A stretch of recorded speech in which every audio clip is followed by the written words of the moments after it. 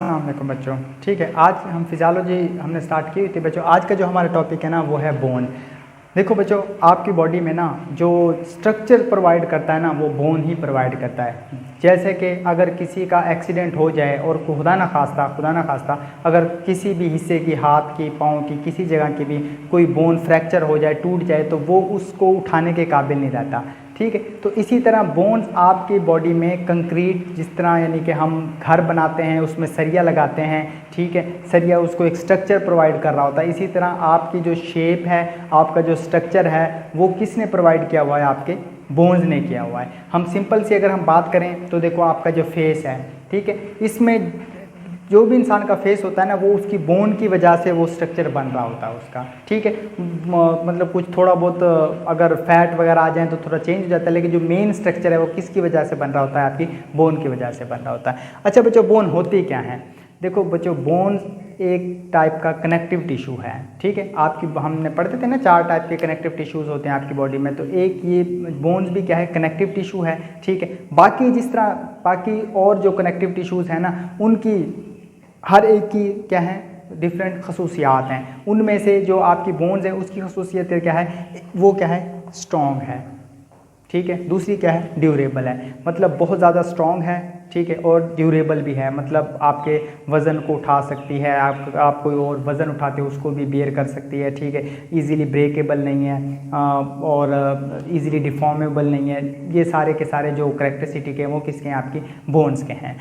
अगर हम देखें तो बोन्स का जो कनेक्टिव टिश्यू है उसमें भी क्या होते हैं? एक बोन मैट्रिक्स होता है, दूसरा बोन सेल होता है। बोन मैट्रिक्स की बात करें तो ओशियस टिश्यू होगा। ठीक है, और जो अगर हम बोन मैट्रिक्स की बात करें तो उसमें स्पेशलाइज्ड टाइप के क्या होंगे? स्ट्रक्चर्स होंगे जो इसको बाकी कनेक्टिव टिश्यू से अलग करेंगे। ठीक है, तीसरे नंबर पे इसमें क्या होते हैं? मिनरल्स होते हैं। ये मैं आपको लिखता हूँ, मिनरल्स।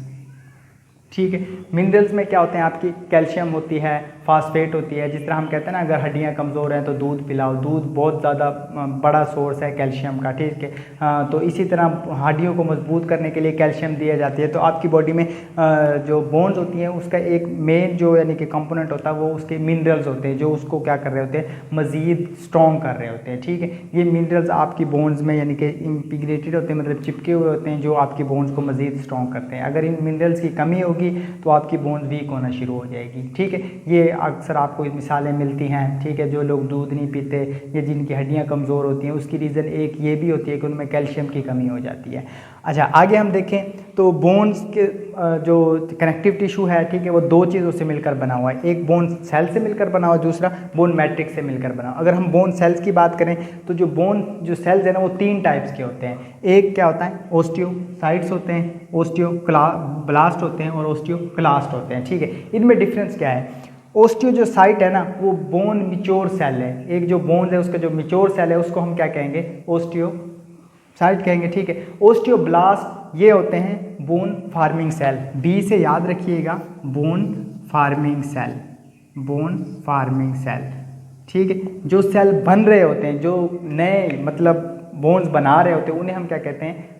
ओस्टियोब्लास्ट कहते हैं। और साइट सी से याद रखना, मतलब ये क्लास्ट डिस्ट्रॉय करते हैं। ये वो सेल होते हैं जो बोन सेल्स को डिस्ट्रॉय हो रहे होते हैं या डिस्ट्रॉय कर रहे होते हैं। ठीक है, तो ये याद रहेगा। ओस्टियोसाइट क्या होते हैं? मिच्योर सेल्स होते हैं। ठीक है, जो मिच्योर बोन सेल्स हैं उनको हम क्या कहेंगे? ओस्टियोसाइट्स कहेंगे। ओस्टियोब्लास्ट बोन फार्मिंग सेल्स होते हैं और ओस्टियोक्लास्ट बोन डिस्ट्रॉइंग सेल होते हैं। ठीक है, ये कहते हैं ना, उसको कट कर रहे होते हैं बोन्स को। सी से याद रखना, डिस्ट्रॉय कर रहे होते हैं। ठीक है, उसके बाद अगर हम बोन मैट्रिक्स की बात करें तो बच्चों बोन मैट्रिक्स जो होता है इसका बोन्स का, उसमें ऑर्गेनिक कंपोनेंट होता है और एक इनऑर्गेनिक कंपोनेंट होता है। अगर हम ऑर्गेनिक कंपोनेंट की बात करें तो वही प्रोटीन आपको मिलेगी। ठीक है, और अगर इनऑर्गेनिक कंपोनेंट की बात करें तो आपको मिनरल्स मिलेंगे। ठीक है, इसमें ऑर्गेनिक में ग्लाइकोप्रोटीन, ग्लाइकोलिपिड्स, ये सारी चीज़ें आपको मिल जाएंगी। ठीक है, और इनऑर्गेनिक में आपको कैल्शियम, फास्फेट, मैग्नीशियम और ये सारी चीज़ें आपको मिल रही होती हैं। ठीक है, आगे हम चलते हैं। आगे आ जाती है टाइप ऑफ द बोन। अब दो यानी कि लेवल्स है जिसमें हम बोन्स को क्लासीफाई कर रहे होते हैं। एक होता है माइक्रोस्कोपिक लेवल, ठीक है, और एक होता है शेप की बेस पे। ठीक है, फिर क्या होता है मतलब कि आप वैसे तो मतलब काफ़ी सारी वो आ जाती हैं कैटेगरीज, लेकिन हम मेन अगर हम इसको डिस्कस करें ना, तो हम अगर माइक्रोस्कोपिकली देखें, माइक्रोस्कोपिकली तो बोन दो हिस्सों पर मुश्तमिल होती है। एक कम्पैक्ट बोन होती है, दूसरी स्पॉन्जी बोन होती है। आप सब ने बच्चों बोन्स देखी हुई हैं हमारे मतलब ईद पे, ठीक है, कुर्बानी होती है तो जो लॉन्ग बोन आप यानी कि बकरा ज़िबा करते हो या क्या कहते हैं ये कोई भी जानवर गाय वगैरह ज़िबा करते हो तो उसमें जो बोन्स निकलती है, ठीक है। अब जो बाहर वाली जो बोन्स होती है ना, जो वाइट वाइट आपको सख्त नज़र आ रही होती है, उसे हम क्या कह रहे होते हैं? कम्पैक्ट बोन कह रहे होते हैं, ठीक है। ये थिन लेयर होती है, बिल्कुल पतली सी लेयर होती है जो बोन्स के, ठीक है, बाहर सारी बोन्स को कवर कर रही होती है, ठीक है। उसके बाद आ जाती है स्पॉन्जी बोन। अगर बोन्स के एंड को काटा जाए ना, ठीक है, तो आपको ना स्पॉन्ज टाइप छोटे छोटे सुराख, इस तरह जिस तरह स्पॉन्ज नहीं होता वो आपको मिलेगा, उसे हम क्या कहेंगे? स्पॉन्जी बोन कहेंगे। इस बेस पे हम इसको डिवाइड कर रहे होते हैं। जो बाहर वाली अगर मैं आपको इधर दिखाऊं, ठीक है, तो ये जिस तरह फर्ज के एक बोन्स है,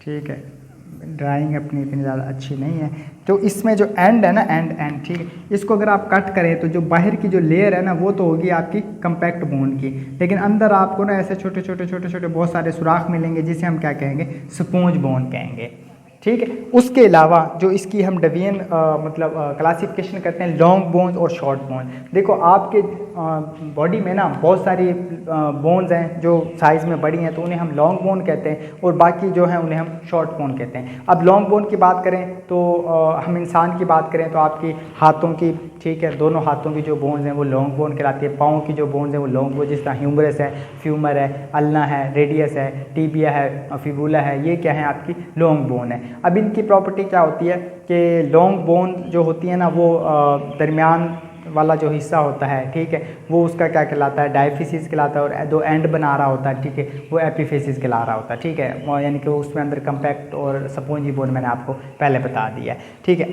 आगे हम देखें तो माइक्रोस्कोपिकल स्ट्रक्चर्स की, फीचर्स की अगर हम बात करें तो आपको यहाँ नज़र आ रहे होंगे, इसमें क्या बने होते हैं? लेमिना बने होते हैं, ठीक है, 3 से 7 उसके ना लेमिनर यानी कि ऐसे बने होते हैं जो आपको यानी कि आपकी बोन्स का स्ट्रक्चर बना रहे होते हैं, ठीक है। ये साथ आपको इधर नज़र भी आ रहे होंगे, ठीक है।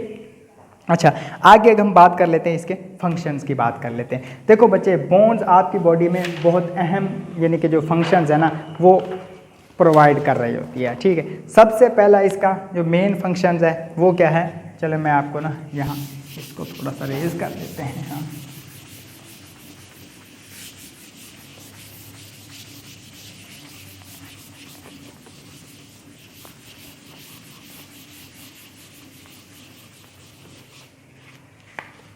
अच्छा बच्चों, फंक्शंस की बात कर लेते हैं। सबसे पहले तो बच्चों ये आपको क्या प्रोवाइड करती है? एक फ्रेम प्रोवाइड करती है आपको, ठीक है। आपकी जो पूरा का पूरा स्ट्रक्चर है वो किसके ऊपर है? आपकी बोन्स के ऊपर है, ठीक है। ये सबसे इसका इम्पोर्टेंट है। उसके अलावा बच्चों, ठीक है, अब हम आपकी बुक के मुताबिक देख लेते हैं। देखो ये एक तो क्या करती है? आपकी सारे के सारे मसल्स की अटैचमेंट, ठीक है। उसके बाद जो मूवमेंट है वो सारी, ठीक है। और देखो फ्रेम प्रोवाइड कर दिया, उसके बाद आपकी मसल की जो अटैचमेंट है वो सारी की सारी बोन्स पे होती है। बहुत कम मसल हैं जो बोन पे नहीं लगे होते, लेकिन आपके 99% जो मसल हैं वो बोन पे लगे होते हैं, ठीक है। आपकी मूवमेंट किस वजह से पॉसिबल है? कोई भी मूवमेंट है, फर्ज कर मैं अपने हाथ को मूव कर रहा हूँ, किस वजह से पॉसिबल है? ये बोन्स की वजह से। अगर हाथ टूट जाए, आपने देखा होगा ना किसी का हाथ या पाँव की कोई हड्डी टूट जाती है तो वो मूवमेंट नहीं कर पाता, तो आपकी जो मूवमेंट है वो किस वजह से है? आपकी बोन की वजह से। तीसरी, आपका जो ब्लड बनता है ना, ब्लड सेल्स बनते हैं, ठीक है, ब्लड सेल्स वो कहाँ बन रहे होते हैं? आपकी बोन मैरो में बन रहे होते हैं। ये भी किसका फंक्शन है? आपका बोन्स का फंक्शन है, ठीक है। एक और फंक्शन क्या है इसका? रेजरवायर, ठीक है। क्या मतलब ये कि आपकी बॉडी में जिस तरह कैल्शियम, फास्फेट, मैग्नीशियम, ये जो मिनरल्स होते हैं या जो एक्स्ट्रा चीज़ें होती हैं वो बोन्स में स्टोर कर ली जाती हैं, ठीक है, ताकि इन फ्यूचर यूज़ भी हो सकें और आपको कोई नुकसान भी ना पहुंचा सके।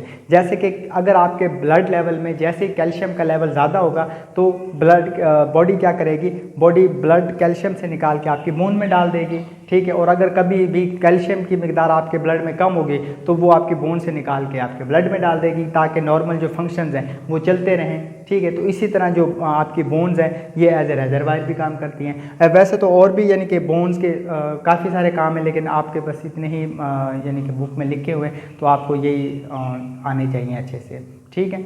बाकी क्या कहते हैं कि आपकी बोन से रिलेटेड अगर कोई क्वेश्चन है तो मुझे लाजमी पूछिएगा, ठीक है। अल्लाह हाफिज़।